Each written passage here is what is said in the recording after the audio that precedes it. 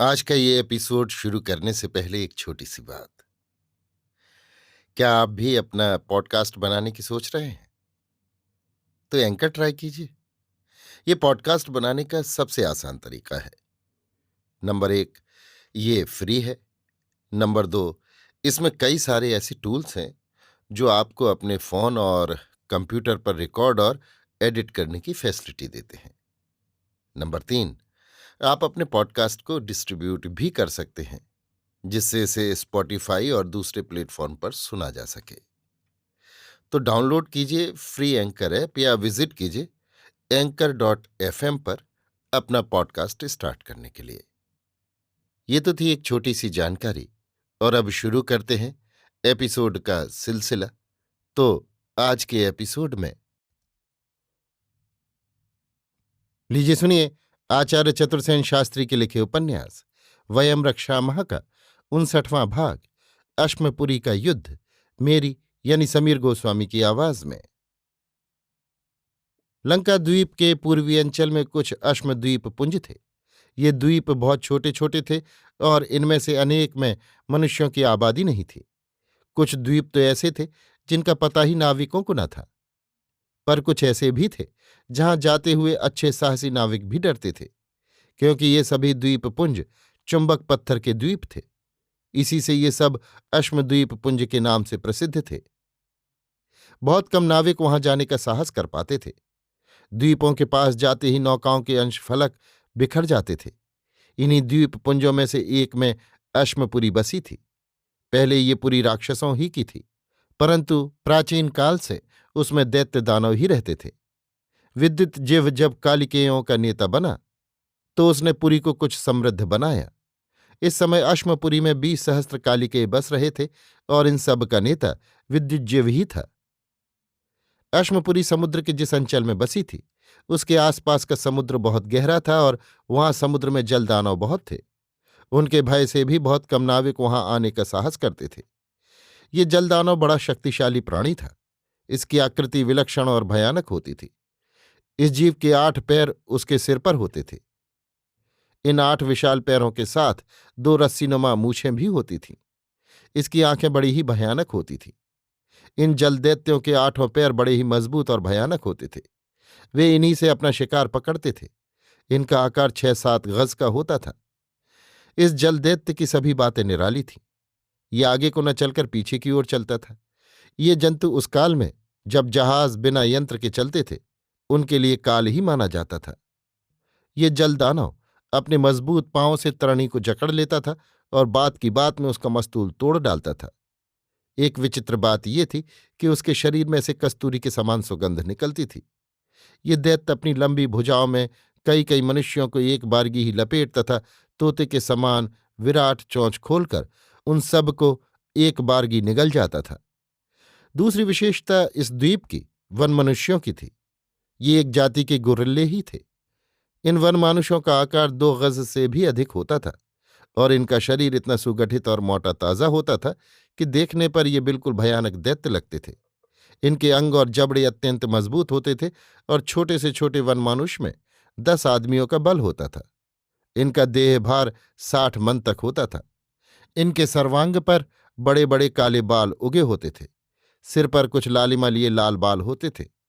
उनका भरा हुआ मुंह, चपटी नाक और बेढंगी आंखें होती थीं। जब ये अपना मुंह खोलते थे तो उनकी विकराल दाढ़ें स्पष्ट दिख पड़ती थीं। ये जीव 2-4 एकत्र होकर जब बस्ती की ओर आते तो कृषि चौपट कर डालते थे। ये पशु 10-10 की संख्या में पारिवारिक ढंग पर रहता था। वो बड़ा ही विकट, साहसी और अपनी रक्षा में समर्थ होता था। जब ये क्रोध करता था तो इस प्रकार गरजता था कि वन पर्वत प्रतिध्वनित हो जाते थे। विद्युज्जिव ने कौशलपूर्वक तरणी को अश्मद्वीप के तट पर लगाया। वो प्रथम स्वयं उछलकर उतरा और फिर उसने दोनों हाथों में शूर्पणखा को उठाकर तट पर रख दिया। धीरे धीरे दोनों ही द्वीप की ऊबड़ खाबड़ पथरीली राह पर बढ़ने लगे। शूर्पणखा ने पूछा, अब क्या हम सुरक्षित हैं? मैं समझता हूं अश्मपुरी में हम सुरक्षित हैं, किंतु रक्षेंद्र से कह आई हूं कि अश्मपुरी में हम उसका स्वागत करेंगे। सो तो ठीक ही कहा। क्या हमारा बल इतना है? 20 सहस्त्र कालिके मेरे अधीन है। वो तो तूने पहले कभी नहीं कहा। तो तूने रक्षेंद्र को कैसे निमंत्रण दे दिया? केवल तुझी पर निर्भर होकर। क्या मैं एकाकी दुर्जय रक्षेंद्र से पार पा सकता हूं? क्यों नहीं? तुझ में रक्षेंद्र से अधिक शौर्य भी है, दर्प भी है। ये तू मानती है? मानती हूं। अच्छा ही है, उसमें 20 सहस्त्र कालिकेयों को भी जोड़ दे, जिनकी तू आज से स्वामिनी है। पर मैं तो तेरी किंकरी हूं, और मैं तेरा। हमें कितना चलना होगा? 1.5 योजन। चल फिर, सूरज का प्रखर तेज बढ़ रहा है। दोनों आगे बढ़ चले। अश्मपुरी की पौर पर कालिकेयों ने दंपति का भव्य अभिनंदन किया। नगर भर में नृत्योत्सव हुआ। दीपावली हुई।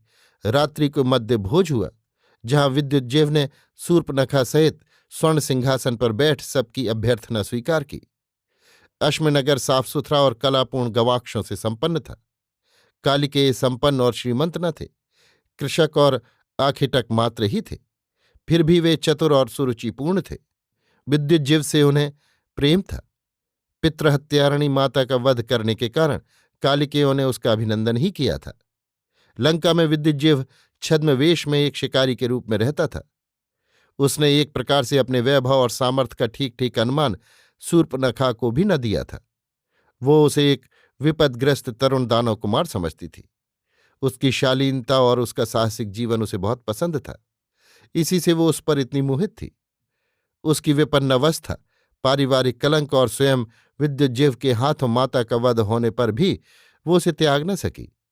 इतने बड़े साम्राज्य के अधिपति की इकलौती प्यारी बहन भाई और भाभी के परम अनुरोध को भी न मानकर एकाकी उसके साथ चल दी। परंतु जब उसने यहां आकर अश्मपुर में उसकी सामर्थ्य और वैभव देखा, तो उसने जाना कि उसका पति एक छोटा सा राजा ही नहीं है, वो अपने कुल का अधिपति और द्वीप का स्वामी है। चलते समय रावण ने प्रिय बहन को कहा था कि संकटग्रस्त होने पर वो उसकी शरण आ सकती है, परंतु उसने अपने घमंड और आत्मसम्मान के आवेश में रावण का दिया उपानय भी स्वीकार नहीं किया था। अतः अब भला वो कैसे उसकी शरणापन्न हो सकती थी?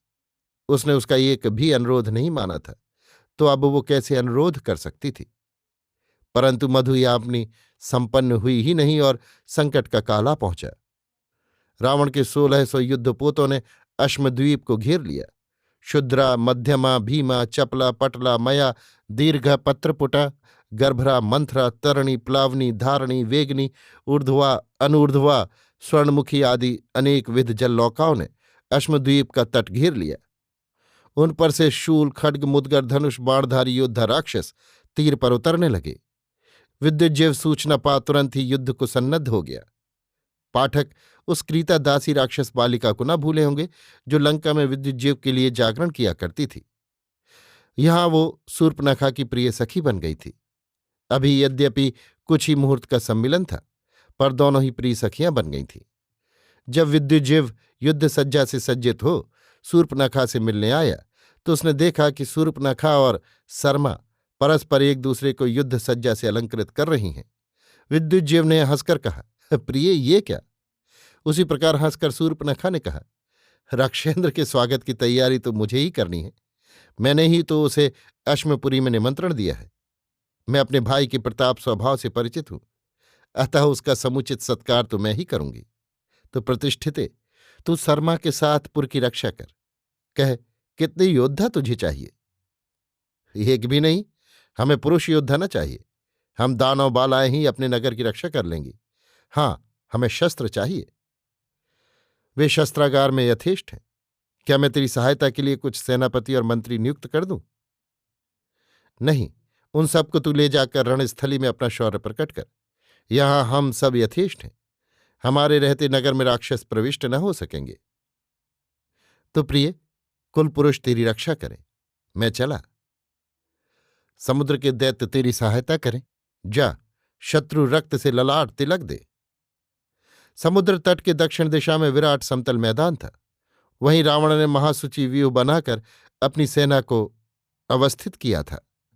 व्यूह के प्रांत भाग में उसने सभी मामाओं को नियुक्त कर मध्य में कुंभकर्ण को रखा तथा सेना के पृष्ठभाग की रक्षा स्वयं अपने अधीन की।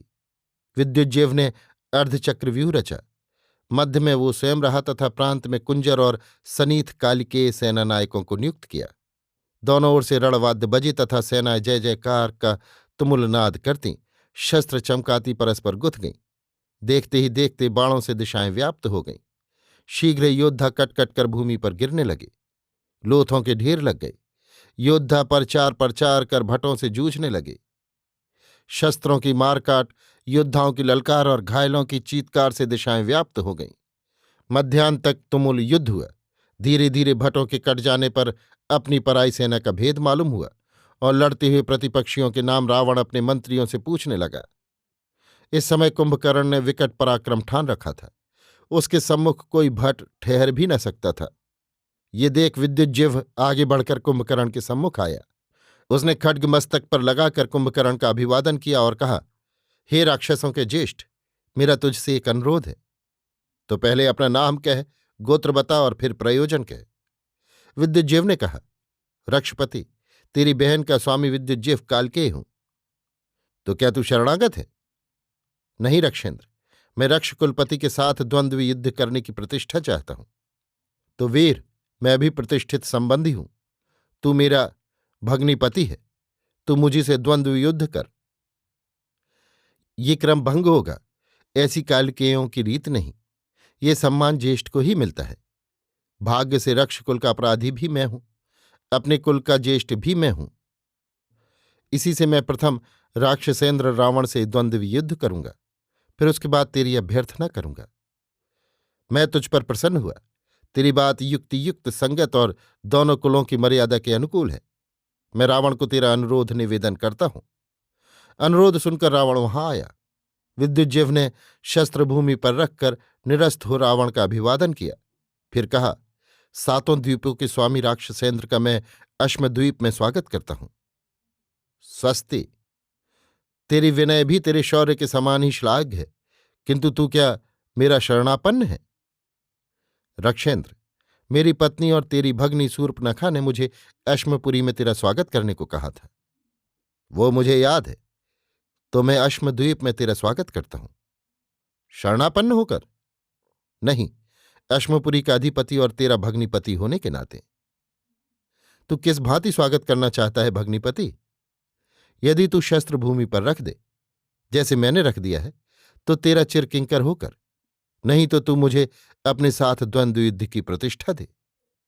दूसरी ही बात ठीक है भग्निपति, तेरा द्वंद्व मुझे स्वीकार है। शस्त्र उठा ले, परंतु युद्ध पूर्व कह, तेरा मैं और क्या प्रिय करूं? यही यथेष्ट है रक्षपति। तुझे कौन सा शस्त्र सिद्ध है? तू स्वच्छंद प्रहार कर।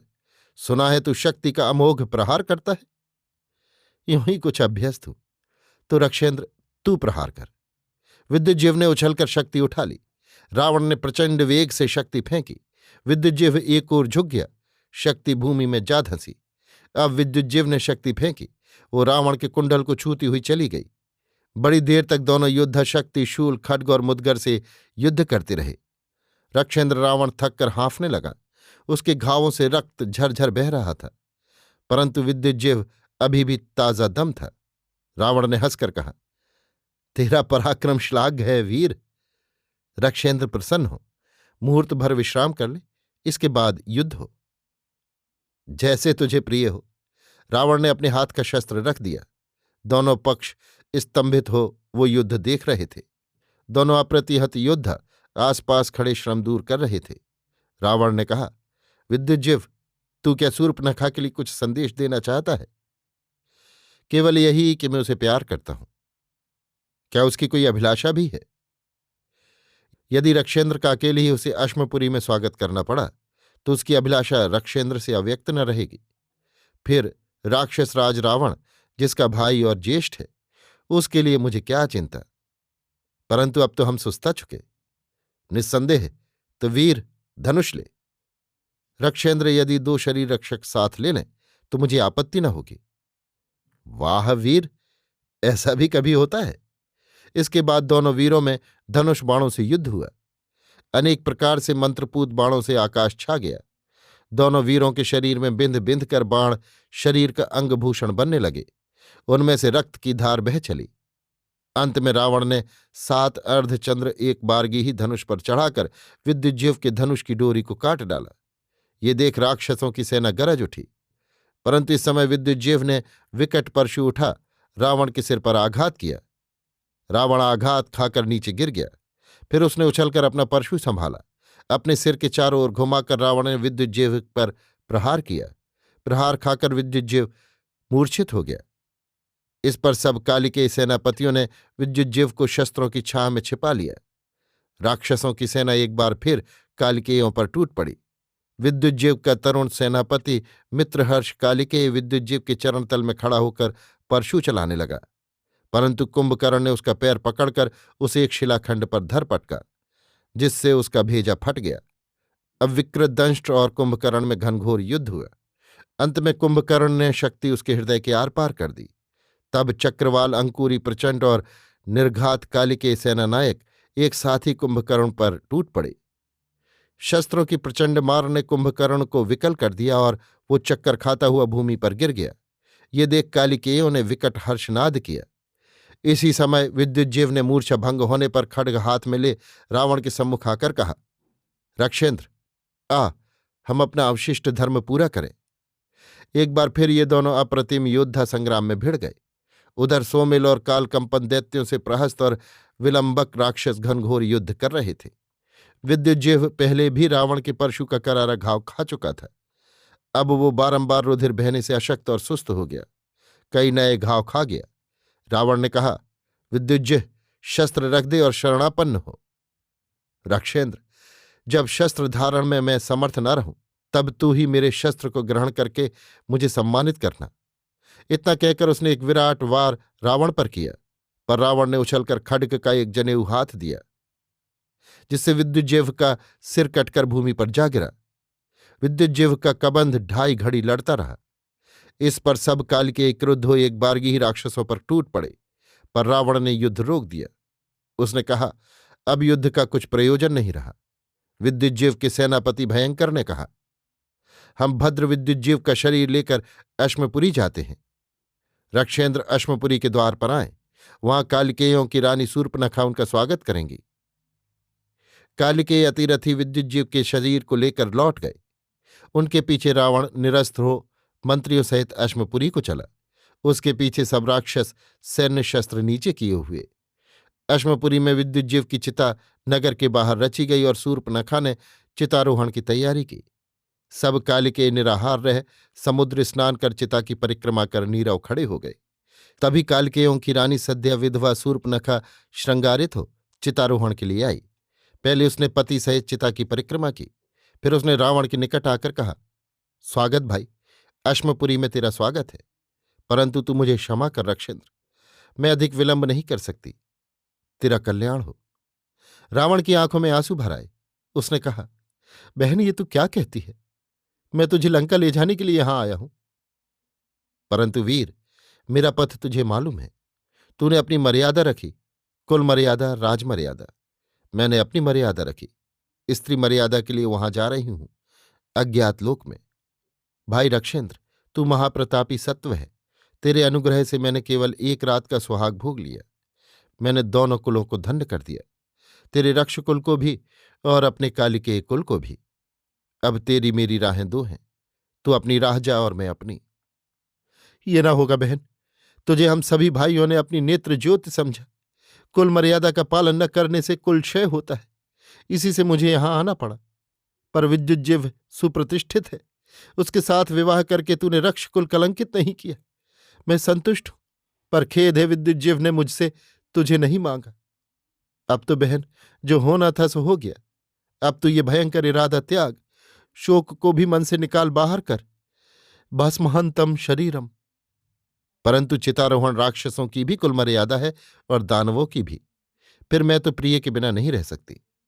जब मैंने उसके लिए तुम रक्षेंद्र को और लंका के वैभव को भी त्याग दिया, तब तूने क्या ये नहीं जाना कि मैंने उसकी अपेक्षा विश्व को भी तुच्छ मान लिया है? मैंने जान लिया बहन, इसी से तुझे रोका नहीं। पर तूने भी तो जान लिया था कि मुझे आना होगा। तूने मुझे अश्मपुरी में आमंत्रित किया था। अब जिसका मुझे भय था वही हो गया। अब तू भी धर्म का अनुसरण कर।